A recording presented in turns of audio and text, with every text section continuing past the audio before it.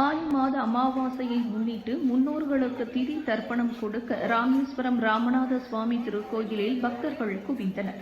ஆனி மாத அமாவாசையை முன்னிட்டு இன்று முன்னோர்களுக்கு திதி தர்ப்பணம் கொடுக்க உலக பிரசித்தி பெற்ற ராமேஸ்வரம் ராமநாத சுவாமி திருக்கோயில் அக்னி தீர்த்த கடற்கரையில் குவிந்த பக்தர்கள் அக்னி தீர்த்த கரையில் தீர்த்தமாடி மறைந்த முன்னோர்களுக்கு திதி தர்ப்பணம் கொடுத்துவிட்டு பூஜைக்காக அழைத்து வந்த பசுவிற்கு பழங்கள் கீரை வகைகள் கொடுத்து வழிபட்டனர்.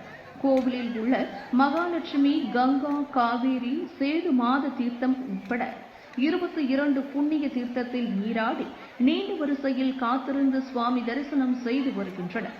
பக்தர்கள் ராமேஸ்வரத்தில் அதிக அளவில் வந்ததால் வாகன நெரிசல் ஏற்பட்டது. இதனை தடுக்க போக்குவரத்து காவல்துறை போக்குவரத்தை மாற்றுவழிச்சாலை செய்துள்ளது. இதில் 300க்கும் மேற்பட்ட போலீசார் பாதுகாப்பு பணியில் ஈடுபட்டு வருகின்றனர்.